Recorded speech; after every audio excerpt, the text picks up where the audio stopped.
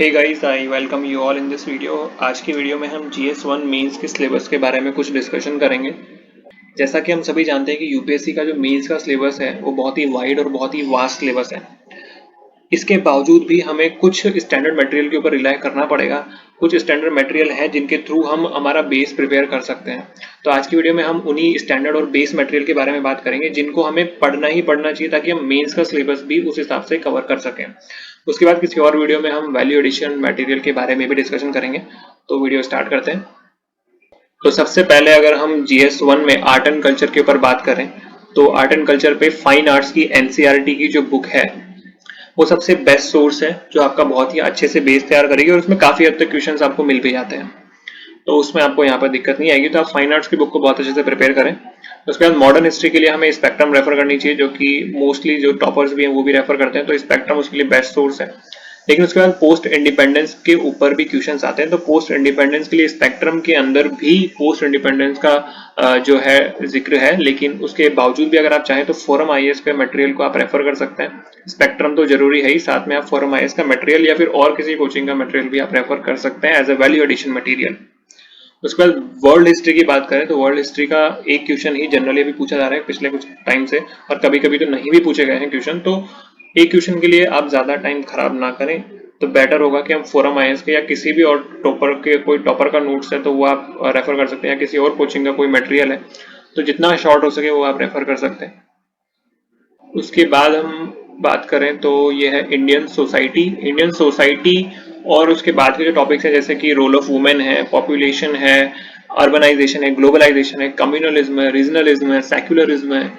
इन सभी टॉपिक के ऊपर आपको वैल्यू एडिशन मटेरियल के ऊपर जाना पड़ेगा। आपको किसी बुक के अलावा अदर मटेरियल को रेफर जरूर करना पड़ेगा। आपके खुद के नोट्स प्रिपेयर करने पड़ेंगे। लेकिन बेस मटेरियल की बात करूँ तो सोशियोलॉजी की जो बुक आती है NCERT की, वो आप रेफर कर सकते हैं, बहुत जरूरी है।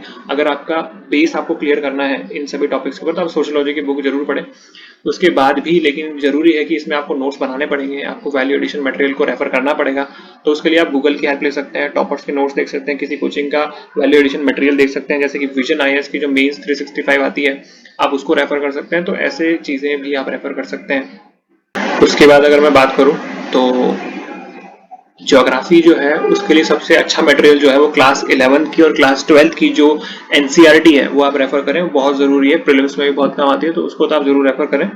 उसके बाद भी अगर आपको बहुत अच्छे से अंडरस्टैंडिंग चाहिए जैसे कि क्लाइमेट है, ओशियन से रिलेटेड है, आपके वॉल्केनो, अर्थक्वेक से रिलेटेड जो भी टॉपिक्स हैं इन सबको आप GC लियोंग की जो बुक आती है ज्योग्राफी की आप उसको भी रेफर कर सकते हैं। उसमें बहुत अच्छे से और डिटेल में इसको बताया गया है। लेकिन सबसे जरूरी चीज है कि ज्योग्राफी बहुत वास्ट हो जाएगा, इसलिए आप सबसे बेटर रहेगा कि आप ज्योग्राफी के लिए खुद के नोट्स प्रिपेयर करें।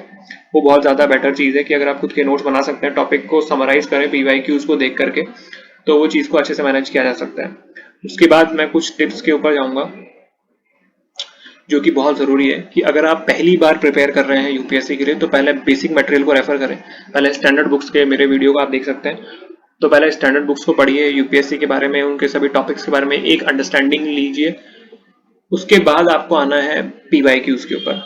जो पहले से तैयार कर चुके हैं या पहले जिनकी बेसिक मटेरियल जिनका पहले से तैयार है तो वो PYQs को रेफर कर सकते हैं ताकि उन्हें एक बार आइडिया लग जाए कि यूपीएससी किस तरह के क्वेश्चंस पूछता है, तो उस हिसाब से अपनी प्रिपरेशन को वो शुरू करें।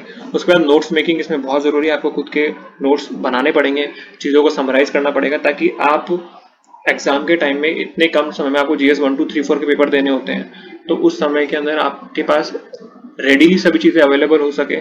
आप छोटे नोट्स बनाएंगे तो ज्यादा बार रिवाइज भी हो सकेंगे, जल्दी भी रिवाइज हो सकेंगे। तो जरूरी है कि हम नोट्स को अच्छे से बनाएं।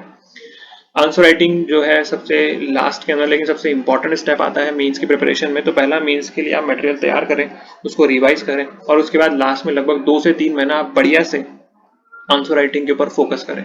क्योंकि कितना ही पढ़ लें, आंसर राइटिंग एक अलग आर्ट है, उसको सीखने में समय लगेगा। तो हमें सबसे जरूरी पोर्शन यही है कि हमें आंसर राइटिंग के ऊपर स्पेसिफिकली टाइम देना पड़ेगा, अच्छे से उसको सीखना पड़ेगा।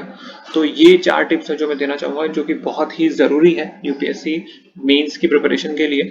तो आज की वीडियो में इतना ही। किसी और वीडियो में हम वैल्यू एडिशन मटेरियल के ऊपर भी डिस्कशन करेंगे, और अगर आप चाहते हैं कि किसी और टॉपिक पे भी मैं वीडियो बनाऊं तो please do mention in the comment section. तो मिलते हैं नेक्स्ट वीडियो में। Thank you.